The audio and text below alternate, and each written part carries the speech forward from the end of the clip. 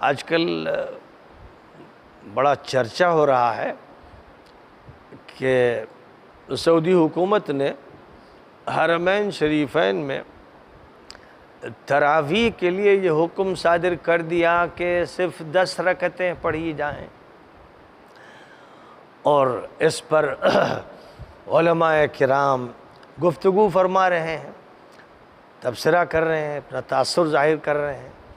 کل میں نے ایک چھوٹا سا بیان اپنے بھائی مولوی سلمان منصور پوری کا سنا تھا،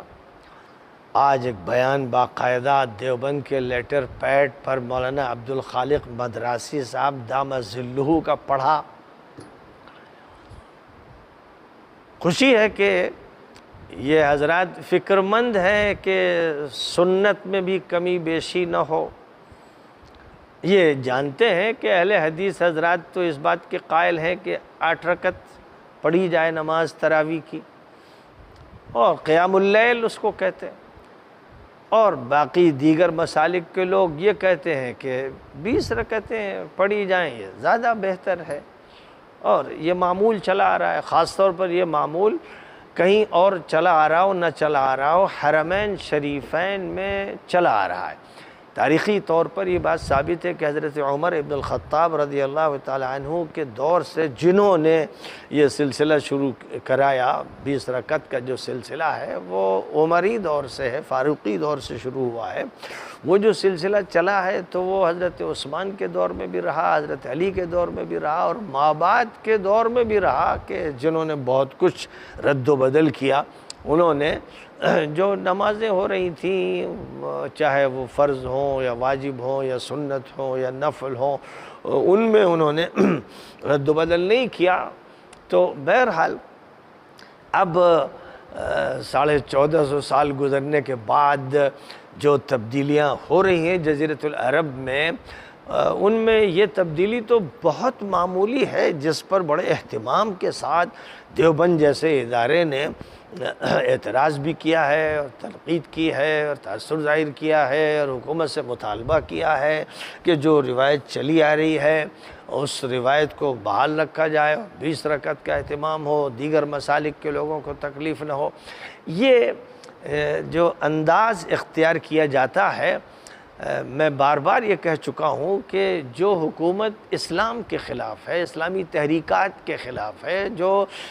دنیا کے بہت سے ملکوں میں اسلامی حکومتوں کو بے خو بن سے اکھاڑ پھینکنے کا عمل کرتی رہی ہے، جس حکومت نے امریکہ کے ساتھ مل کر افغانستان میں تباہی مچائی، عراق میں تباہی مچائی، سیریا میں تباہی مچائی، جس کا سلسلہ چل رہا ہے۔ مصر میں جو حکومت ایک اسلام کے قریب حکومت ڈاکٹر محمد مرسی کی آئی، اس کو اکھڑوا دیا، جلوا دیا، اور جو لوگ بھی اس کے مؤید تھے ان کو توپوں سے اور بندوقوں سے نشانہ بنایا، اور اس کے بعد ابھی بھی 50-60 ہزار افراد جو تعلق رکھتے ہیں دور یا قریب کا، وہ مصر کی جیلوں میں ہیں۔ اور یہی نہیں بلکہ جو لوگ بھی یہودیت کے خلاف، صہیونیت کے خلاف، حماس کے لوگ ہیں، اخوان کے لوگ ہیں، وہ سعودی جیلوں میں ہیں۔ اور یہی نہیں بلکہ جو لوگ بھی اسلامیت کے خلاف جو کارروائیاں ہو رہی ہیں اس مجرم حکومت کی طرف سے، اس پر زبان اعتراض سنبھل کے کھولتے ہیں، وہ جیلوں میں سڑا دیے گئے ہیں، ان کو تعذیب دی جا رہی ہے، جن میں سلمان العودہ ایک بہت بڑی شخصیت ہے، اور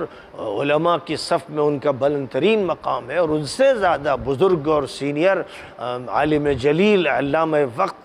مولانا حضرت صفر الحوالی ہیں، جن کو جیل میں ڈالا رکھا گیا ہے، اور 20 بڑے بڑے علماء سعودیہ کی جیلوں میں ہیں۔ اور یہ جو مجرمانہ عمل ہو رہا ہے، یہ تو اپنے اپنے وقت کے فرعون کرتے تھے، نمرود کرتے تھے، اور اس کے ساتھ ساتھ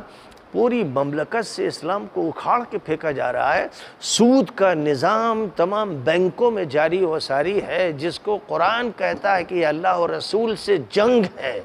جو اللہ و رسول سے جنگ ہو رہی ہے اور جس طرح عیاشیاں اور بدماشیاں پھیلائی جا رہی ہیں، یعنی قرآن کہتا ہے ان الذین یحبون ان تشیع الفاحشۃ فی الذین آمنوا لہم عذاب علیم فی الدنیا والآخرہ۔ قرآن جو یہ کہتا ہے کہ جو لوگ فحاشی پھیلاتے ہیں ان کو اللہ تعالیٰ دنیا میں بھی دردناک سزا دے گا اور آخرت میں بھی۔ تو سب کو معلوم ہے کہ اس وقت جو مملکت سعودیہ کا حکمراں محمد بن سلمان ہے، اس سے بڑا کوئی عیاش نہیں ہے، اس کی عیاشیوں کے مراکز یورپ میں ہیں، اور یہ اب جزیرۃ العرب کو بھی عیاشی کے منہ میں ڈھکیل رہا ہے۔ اس نے عورتوں کا پردہ ختم کر دیا ہے، یہ گانے بجانے والوں کو بلواتا ہے، یہ جو موسیقار ہیں ان کو بلاتا ہے، اور عریاں جلسے کرتا ہے، رقص و سرود کی محفلیں یہ سجاتا ہے، یہاں تک کہ مدینہ منورہ میں یہ سینما گھر قائم کر رہا ہے اور کر چکا ہے، اور پورے ملک میں 300 سینما گھر قائم کیا جا رہے ہیں۔ یعنی الذین یحبون ان تشیع الفاحشۃ فی الذین آمنوا پوری طرح اس پر منطبق ہو رہا ہے۔ ساتھ ہی ساتھ نبی پاک نے فرمایا تھا کہ جزیرۃ العرب سے یہودیوں کو، عیسائیوں کو، مشرکوں کو نکال دینا، یہ ان کو بساتا ہے، ان سے دوستی کرتا ہے، ان کے اڈے قائم کرتا ہے، عسکری طور پر، اقتصادی طور پر اور سیاسی طور پر، تکنیکی طور پر اور اسٹریٹجک طور پر اس نے ان کو اختیارات امت کے دے دیے۔ ظاہر ہے کہ وہ تو ان کا غلام ہے، ان کا چیلا ہے، ان کا ساتھی ہے، لیکن امت اور ملت کا کیا ہو گیا؟ کوئی بولنے والا نہیں ہے۔ جو لوگ بڑی بڑی باتیں کرتے ہیں، بڑے بڑے علماء ہیں، تقریریں ادھر ادھر کی اڑاتے ہیں اور فتوی سازی بھی کرتے ہیں، تبلیغ کے خلاف فتویٰ دے دیتے ہیں، جماعتوں کے خلاف دے دیتے ہیں، اشخاص کے خلاف دے دیتے ہیں، وہ اس ایسی مجرم اور ظالم اور مذموم حکومت کے خلاف فتویٰ نہیں دے رہے ہیں۔ اتنے بڑے بڑے واقعات پیش آ چکے ہیں، ان کو دکھ رہا ہے تو یہ دکھ رہا ہے کہ تراویح کی رکعتیں کم ہو گئی۔ ظاہر ہے کہ ابوبکر صدیق کے زمانے میں تو 8 ہی رکعتیں پڑھی جا رہی تھی، اور حضرت عمر کے ابتدائی دور میں بھی پڑھی جا رہی تھی، اور آج بھی بے شمار لوگ، اور جزیرۃ العرب کی تمام مسجدوں میں 8 رکعتیں پڑھی جا رہی ہیں، الا ماشاء اللہ، اللہ ماشاء اللہ۔ کہیں اپنے شوق سے کوئی 20 پڑھ رہا ہوگا، اس پر اعتراض نہیں ہے۔ آپ کو اعتراض مسجد پر نہیں ہوتا ہے، سنت پر نہیں ہوتا ہے، نظام پر نہیں ہوتا ہے، روایت پر ہوتا ہے، رسم پر ہوتا ہے۔ ایک روایت کیونکہ حرمین میں چلی آ رہی ہے، حرمین میں ٹھیک کر دو، چاہے ہر جگہ بگاڑ دو، اور تم مکہ مدینے میں اسلام کے جھوٹے مظاہرے کرو، چاہے ریاض میں تم رنگ ریلیاں مچاؤ، اور تم چاہے تمام امریکن اڈے قائم کر دو، صہیونیت کو جما دو، سب چلتا ہے، بس ہماری روایت متاثر نہ ہو۔ اس لیے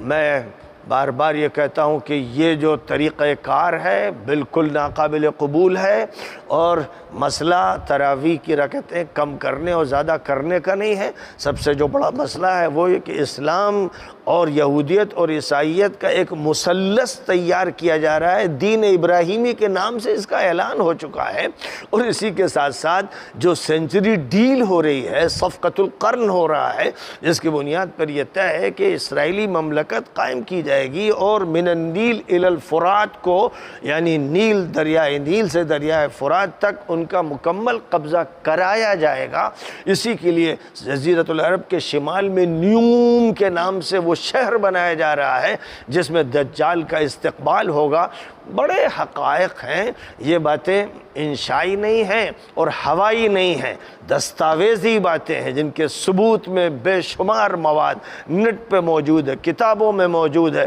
اور جو لوگ سعودیہ سے تعلق رکھتے ہیں، یعنی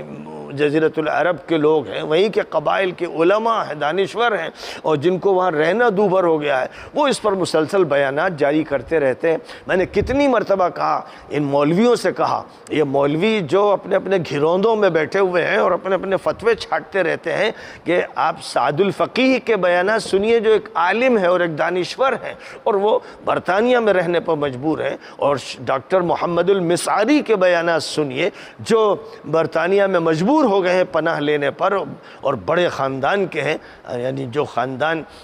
مملکت سعودیہ میں رہتے ہیں ان کے ایک بڑے خاندان کے نمائندہ ہیں۔ اور اسی طرح جب آپ اس میدان میں جائیں گے تو بڑے بڑے دانشوروں اور علماء کے بیانات سنیں گے، تحقیقات سنیں گے، کتابوں سے متعارف ہوں گے۔ یہ کام کر لیں، یہ کام کریں۔ ماں سلمان منصور پوری بھی اور وہ یہ مولانا عبدالخالق مدراسی بھی کریں، اور سب سے زیادہ تو میں بار بار کہتا ہوں کہ مولانا ارشد مدنی صاحب وہاں